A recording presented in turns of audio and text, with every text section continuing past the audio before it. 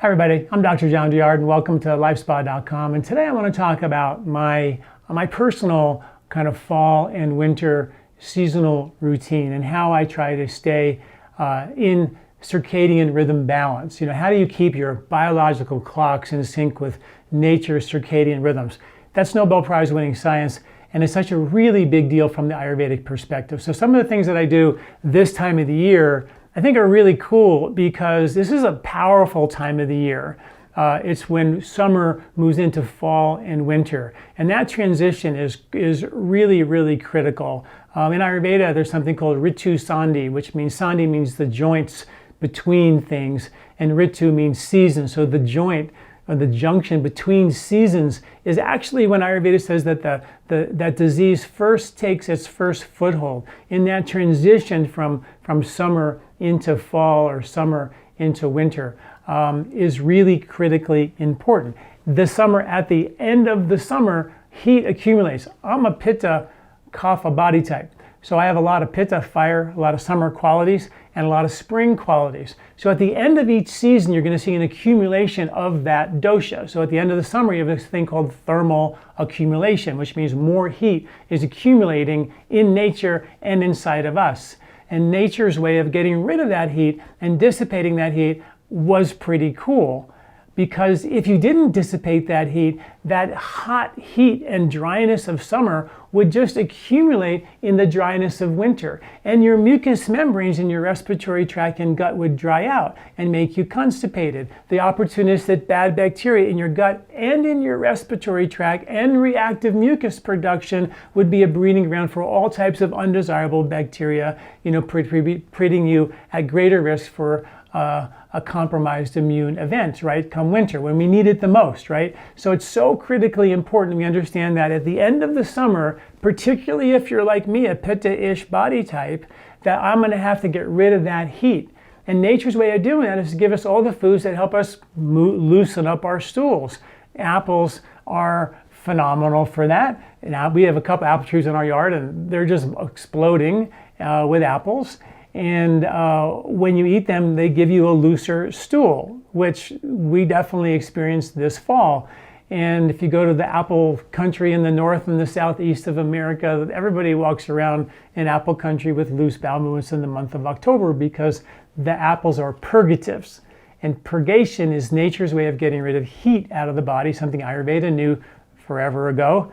And we also know that when a baby gets a fever, they also get loose bowel movements, and that's the way the body gets rid of heat. So we know that that's how we get rid of a fever or excess heat, is by purgating. So loosening up the stool with fruits are like a major thing this time of the year. This is the season to eat them because they're only here really this time of the year, which is important.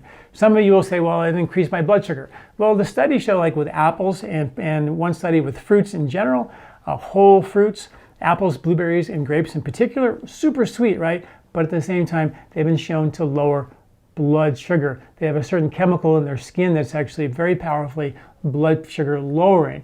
And when you then had other studies when they showed that you eat the fruit juice, they will, yes, in fact, increase your blood sugar. So it's important to get the whole fruit, which is really important this time of the year. The other thing that's happening this time of the year are the grains are being harvested. All the wheat and all the grains and oats and everything are being harvested this time of the year. And I hope you guys are still not completely anti-gluten or anti-wheat or anti-grain, which unfortunately is a thing that's happening. Grains are really important this time of the year. Evolutionarily speaking, we have a gene that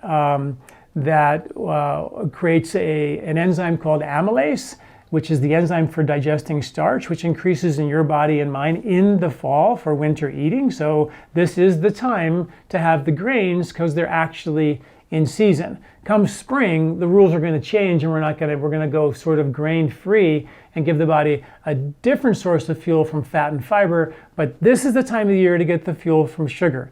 The excess sugar you get from the grain, the excess sugar you get from the fruit is, yes, it's going to help you store a little bit of extra weight.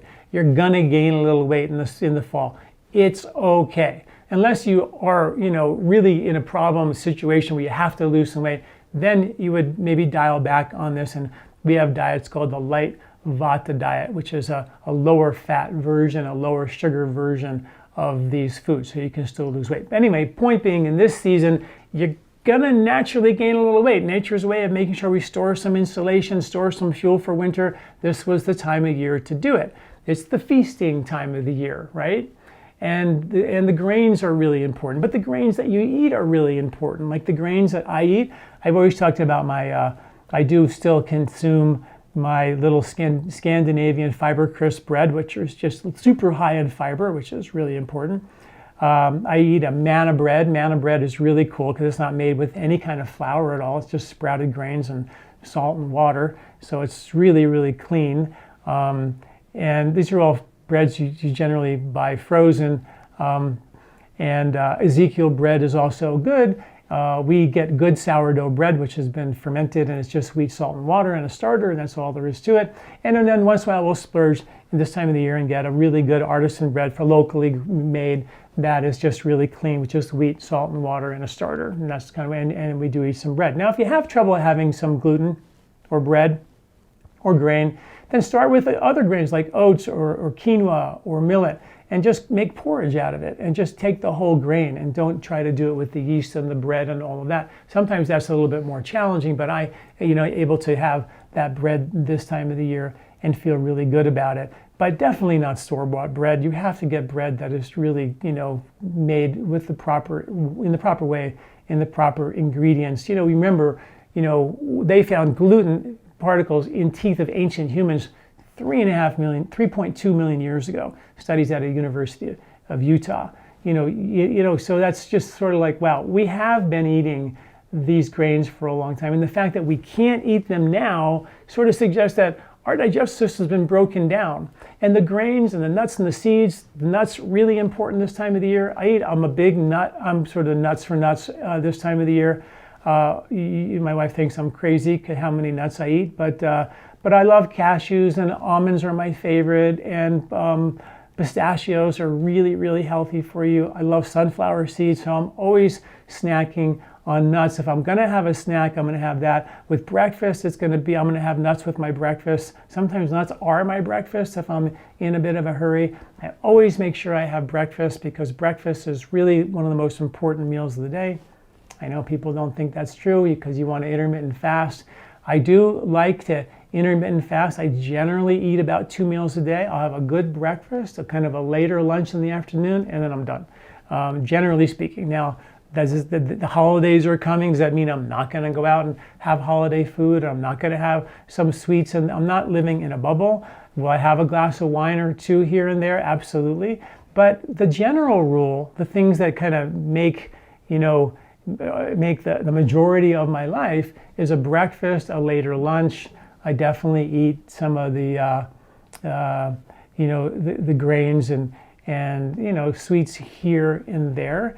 I definitely keep a very close eye on my blood sugar. I check my blood sugar every single morning and make sure that I'm not losing any ground there, because I do have a tendency, if I did eat American food, all the junk food and everything, I would have high blood pressure. I'd probably be type 2 diabetes and probably weigh 30, 40 pounds heavier than I do.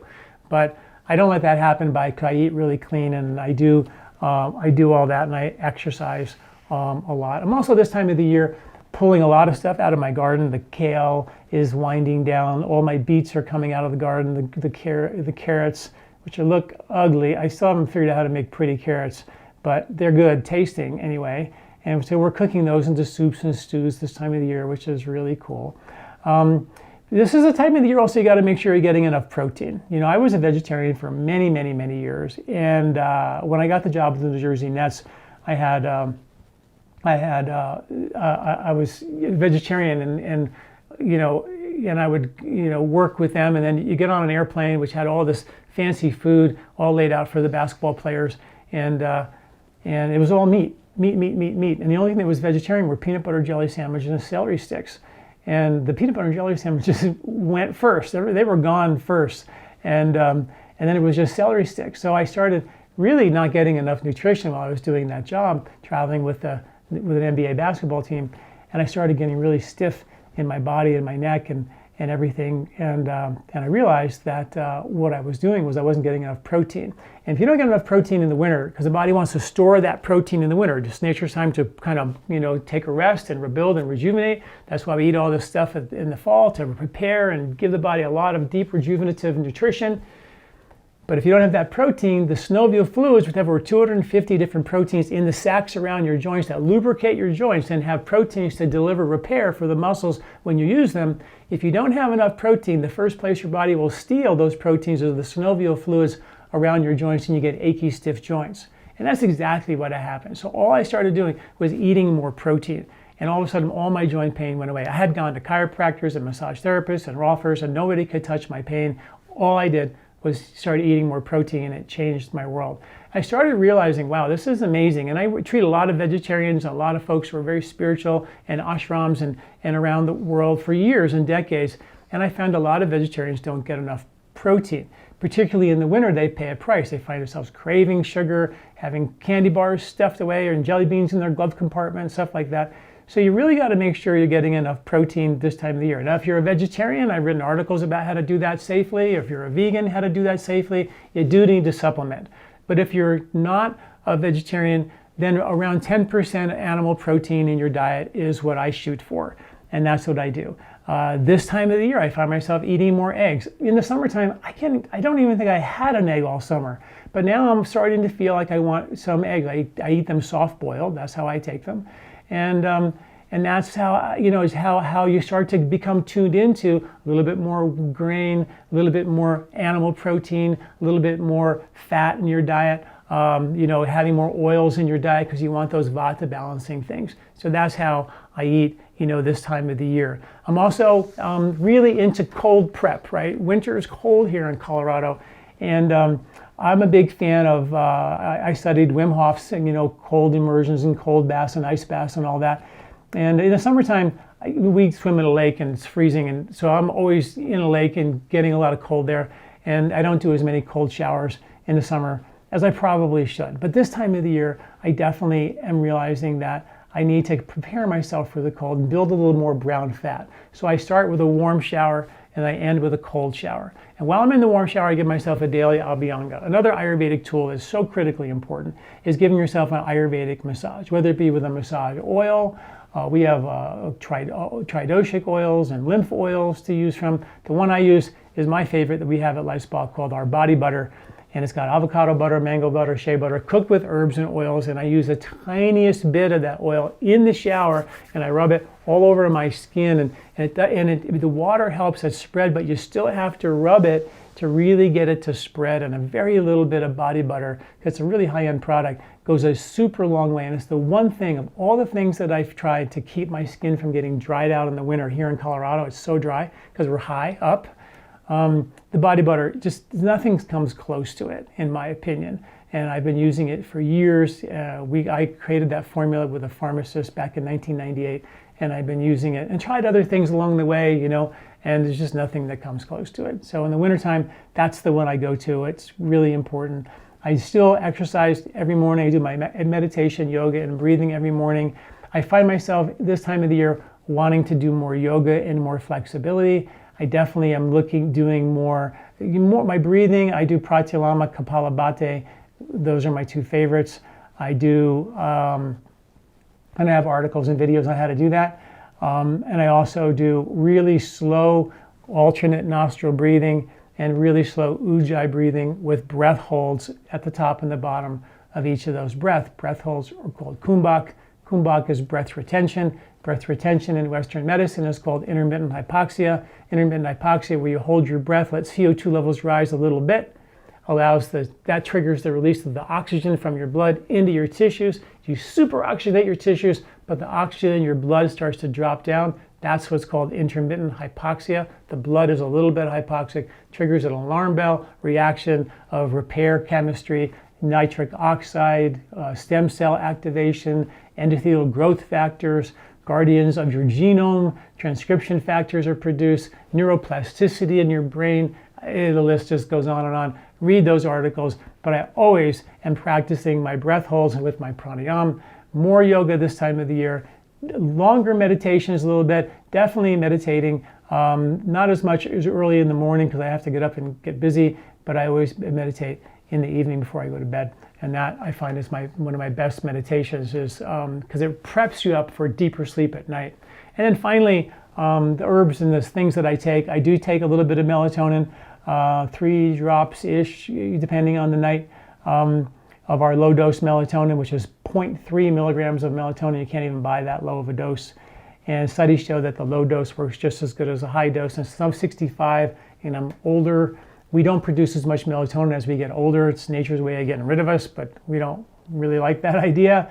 So I take a little bit of melatonin to make sure that I hack that aging process, which turns out to be really effective. And I take herbs like ashwagandha this time of the year, bacopa.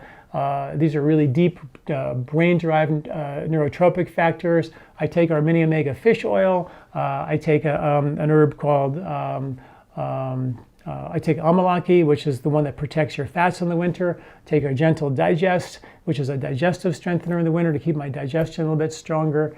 And also I usually take, and I'm taking now, a bottle of adrenal boost, which is the formula that really deeply builds the rejuvenative nervous system so you have the energy to make it through the winter. And vata season is aggravating for vata, and that's your nervous system. So you want to do everything you can with the foods, the oily foods, heavier foods, nuts and seeds and grains, and maybe a little more protein in the winter to antidote and balance your vata. And herbs coming from the roots vegetables, and the roots are heavier, warmer, and sweeter, and they do similar adaptogenic things, help your body cope and adapt to stress.